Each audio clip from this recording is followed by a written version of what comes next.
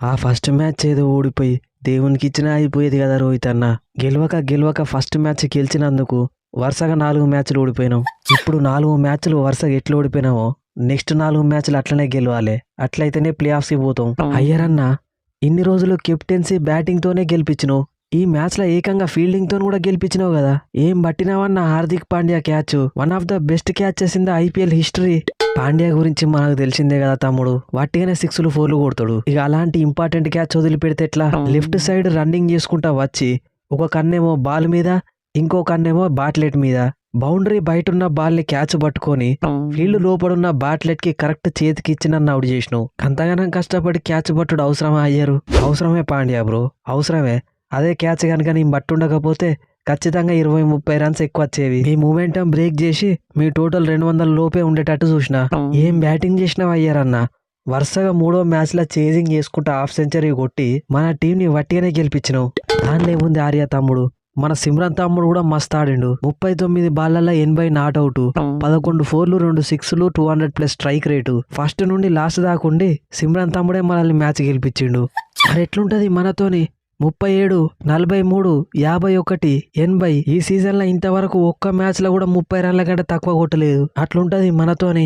డీకాకు bro, ఇన్ని రోజులు నిన్ను పక్కకు పెట్టి ఎంత పెద్ద తప్పు చేసినామో ఇప్పుడు అర్థమైంది. సీజన్ లో ఫస్ట్ మ్యాచ్ ఆడుకుంటేనే 60 బాళ్లలో 112 రన్స్, 8 4లు 7 6లు. ఓపెనింగ్ వచ్చి లాస్ట్ దాకా నాట్అవుట్ ఉన్నావు. ఏం ఇన్నింగ్స్ ఆడినావు క్యూడీకే బ్రో. ఏం ఆడితే లాభం ఏమున్నది పాండ్యా, మ్యాచే ఓడిపోయినాం కదా. నేను టీంలకు రీ ఎంట్రీ ఇచ్చినందుకు కనీసం నెక్స్ట్ మ్యాచ్లో అయినా గెలిస్తే అదే హ్యాపీ. నువ్వు ఇదే రేంజ్లో పర్ఫార్మెన్స్ ఇస్తే మనం ఖచ్చితంగా కంబ్యాక్ ఇవ్వచ్చు. ఏం బౌలింగ్ చేసినావు హర్షదీప్. ఇంటర్నేషనల్ బౌలర్ ఫామ్ల కత్తి ఎట్లుంటుందో చూపించినావు. 4 ఓవర్లలో 22 రన్స్ ఇచ్చి 3 వికెట్లు. రికల్టన్ ని స్కైని బ్యాక్ టు బ్యాక్ అవుట్ చేసినావు. నేను ఇదే ఎక్స్పెక్ట్ చేస్తాను నేను. మరి లేకపోతే బ్యాక్ టు బ్యాక్ వరల్డ్ కప్లు గెలిచిన బౌలరు బౌలింగ్ ఎత్తి ఎట్లుంటుందో అర్థమైందా? ఏదో వైడ్ యార్కర్ లేద్దామని ట్రై చేసి 4-5 వైడ్లు ఎక్కువ ఎత్తే నన్నే వైడ్ దీప్ సింగ్ అంటారా? యార్కర్ సింగ్ అనాలే. ఏంది స్కై బ్రో ఇది? కామెడీ అయితే ఏం చేస్తలేవు కదా.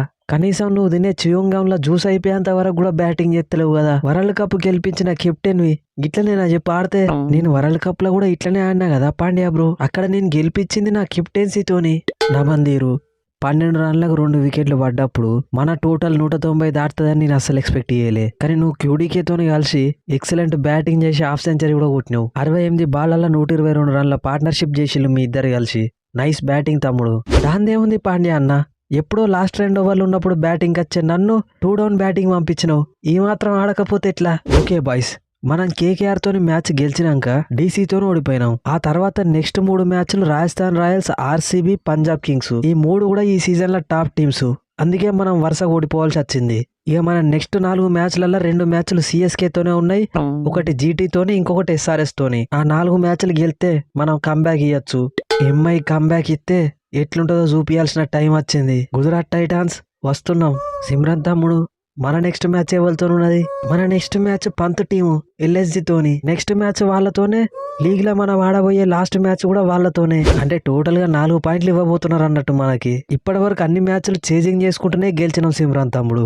ఫర్ ఏ చేంజ్ ఎల్ఎస్జి మీద బ్యాటింగ్ ఫస్ట్ చేసి చూద్దాం. నేను కూడా గదే అనుకుంటానన్నా, ఎల్ఎస్జి మీద ట్రై చేద్దాం. బట్లర్ బాబాయ్, 2 మ్యాచ్లు కష్టపడి గెలిచినాక 3వ మ్యాచ్ ఈజీగా గెలిచే అవకాశం దొరికింది. మనం వద్దన్నా గానీ కేకేఆర్ వాళ్ళు ఎట్లయినా 2 పాయింట్లు ఇచ్చే పోతారు. ఈ మ్యాచ్ కొద్దిగా చిల్లుగా ఆడుకోవచ్చు. ఐపీఎల్ లో ఏ టీం ని తక్కువ అంచనా వేయద్దు గిల్లు. 5 మ్యాచ్లు అయినాయి, ఇంతవరకు వాళ్ళు ఒక్క మ్యాచ్ గెలవాలి. కాబట్టి ఈ మ్యాచ్ ఎట్లయినా గెలవాలన్న పట్టుదలతో ఆడతారు వాళ్ళు.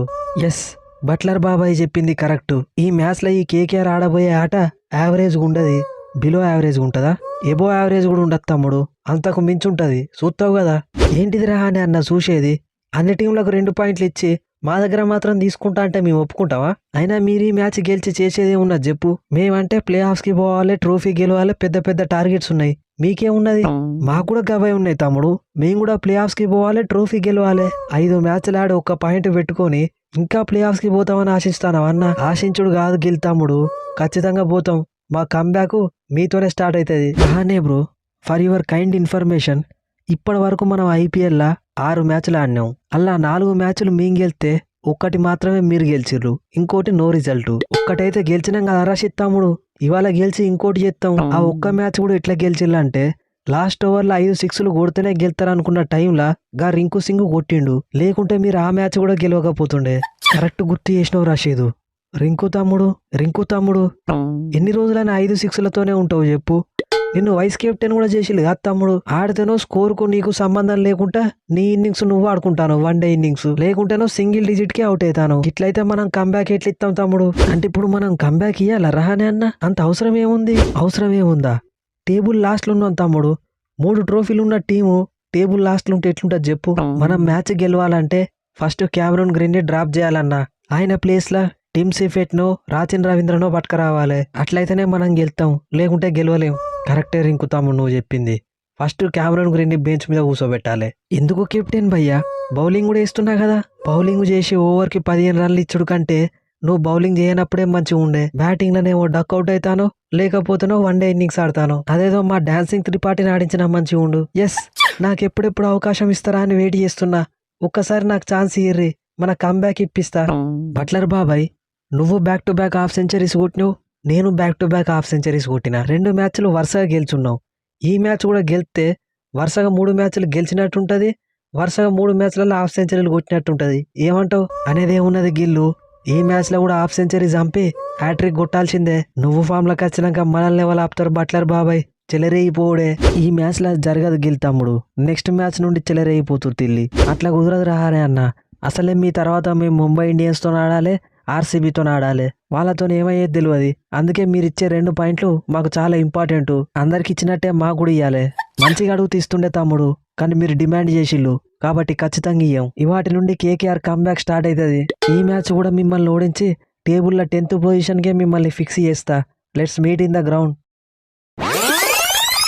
సో ఫ్రెండ్స్, ఈ స్పూఫ్ కనుక మీకు నచ్చితే మన ఛానల్ని సబ్స్క్రైబ్ చేసుకోండి, వీడియోని లైక్ చేయండి. హైప్ ఆప్షన్ ఉంటే ఖచ్చితంగా హైప్ చేయండి. నిన్న జరిగిన Mumbai Indians versus Punjab Kings, ఇవాళ జరగబోయే Gujarat Titans versus KKR match 2 spoofs కూడా ఇదే వీడియోలో కవర్ చేసిన. 5 మ్యాచ్లు అయినాక కూడా అన్బీటెన్ ఉన్న ఒకే ఒక్క టీం పంజాబ్ కింగ్స్. 5 మ్యాచ్లు ఆడితే 4 గెలుచులు, 1 నో రిజల్ట్. అది కూడా కేకేఆర్ తో మ్యాచ్. వాళ్ళు ఫస్ట్ 2 ఓవర్లకి 2 వికెట్లు తీసిళ్ళు. ఆ మ్యాచ్ లో కనుక వర్షం పడి ఉండకపోతే అది కూడా పంజాబే గెలిచేవాళ్ళు మాక్సిమం. సో ఇంకా 9 మ్యాచ్లలో వాళ్ళు 4 గెలిచినా కానీ ప్లే ఆఫ్స్ అయితే ఈజీగా పోయే ఛాన్స్ ఉంటుంది. అదే ముంబై ఇండియన్స్ ని చూసుకుంటే వాళ్ళైతే చాలా కష్టాలలో ఉన్నారు. 5 మ్యాచ్లలో 1 మాత్రమే గెలిచిళ్ళు, అది కూడా కేకేఆర్ తోని. కాకపోతే వాళ్ళ బ్యాడ్ లక్ ఏంటంటే వరుసగా 3 మ్యాచ్లు కూడా టాప్ టీమ్స్ తో పడ్డాయి. రాజస్థాన్ రాయల్స్ కావచ్చు, ఆర్సీబీ కావచ్చు, తర్వాత ఇప్పుడు పంజాబ్ కింగ్స్ కావచ్చు. ఈ 3 కూడా మంచిగా ఆడుతున్నాయి కాబట్టి ఎంఐకి ఓడిపోక తప్పలేదు. మళ్ళీ వరుసగా 3-4 మ్యాచ్లు గెలిస్తే తప్ప ముంబై ఇండియన్స్ ప్లే ఆఫ్స్ కి పోవడం కష్టమే. ఇక ఇవాళ జరగబోయే match Gujarat Titans versus Kolkata Knight Riders గురించి మాట్లాడుకుంటే ఖచ్చితంగా గుజరాత్ టైటన్స్ అయితే క్లియర్ గా ఫేవరెట్స్. బౌలింగ్ బాగుంది, బ్యాటింగ్ లో కూడా Buttler and Gill excellent form లో ఉన్నారు. గుజరాత్ టైటన్స్ తో మ్యాచ్ అంటే ఎట్లుంటది అంటే నొప్పి లేకుంటే ఇంజెక్షన్ ఇచ్చినట్టు ఉంటది. ఎక్కువ హడావిడి లేకుండా సైలెంట్ గా మ్యాచ్ గెలిచిపోతారు. ఇక కేకేఆర్ అయితే 5 మ్యాచ్లకు 4 ఓడిపోయారు, 1 నో రిజల్ట్. అది కూడా వాళ్ళు ఓడిపోయి ఉండాల్సిందే. కేకేఆర్ కి పెద్ద మైనస్ ఏంటంటే వాళ్ళు ఎక్కువ అమౌంట్ ఇచ్చినాం కదా అని క్యామరూన్ గ్రీన్ ని కన్సిస్టెంట్ గా ఆడిస్తున్నారు. క్యామరూన్ గ్రీన్ వాస్తవానికి నాకైతే మంచి T20 ప్లేయర్ కనిపించాడు. టెస్ట్ వన్డేలకైతే బాగా ఆడతాడేమో కానీ T20కి అయితే సెట్ గా అనిపిస్తుంది నాకైతే. అప్పుడెప్పుడు ఆర్సీబీకో ఎంఐకో 1 సెంచరీ అయితే కొట్టిండు. ఈవెన్ ఐపీఎల్ అనే కాదు, ఆస్ట్రేలియా తరపున కూడా T20లలో అంత మంచి పర్ఫార్మెన్స్ అయితే ఇచ్చినట్టు నాకు గుర్తులేదు. బెస్ట్ ఏంటంటే క్యామరూన్ గ్రీన్ ని బయట కూర్చోబెట్టి టిమ్ సిఫెట్ లేకుంటే రాచిన్ రవీంద్ర వీళ్ళిద్దరిట్లలో ఎవరినో ఒకరిని ఆడియాలి. ఫినాలని కూడా ఇంతవరకు ఒక్క మ్యాచ్ లో కూడా మంచి ఇన్నింగ్స్ అయితే ఆడలేదు. బట్ ఆడిన రోజు అయితే వార్ 1 సైడ్ అయిపోతుంది కాబట్టి ఫినాలని కంటిన్యూ చేయాలి. Rovman Powell, Tim Seifert, Sunil Narine and Rachin Ravindra ఈ 4 ఫారిన్ ప్లేయర్స్ తో కనుక ఆడితే కేకేఆర్ కి విన్నింగ్ ఛాన్సెస్ అయితే బాగుంటాయి. అండ్ మళ్ళీ సునీల్ నారాయణతో ఓపెనింగ్ అయితే చేపిస్తున్నారు. బట్ ఇప్పుడు నాకు అది ఎందుకో ఓల్డ్ మూవ్ వర్కౌట్ కాదనిపిస్తుంది. టిమ్ సిఫెట్ అండ్ ఫినాలెన్ వీళ్ళిద్దరితో ఓపెనింగ్ చేపిస్తే బాగుంటుంది. ఎందుకంటే వీళ్ళిద్దరు ఆల్రెడీ ఓపెనింగ్ చేసి ఉన్నారు కాబట్టి వాళ్ళిద్దరికి ఒక మంచి కమ్యూనికేషన్ ఉంటుంది. పవర్ ప్లే మొత్తం అవుట్ కాకుండా ఆడిల్లంటే కేకేఆర్ కి మంచి విన్నింగ్ ఛాన్స్ అయితే ఉంటుంది. ఇక మీరేమనుకుంటున్నారో కింద కామెంట్ సెక్షన్ లో చెప్పండి. నెక్స్ట్ వీడియోలో మళ్ళీ కలుద్దాం. Thanks for your love and support.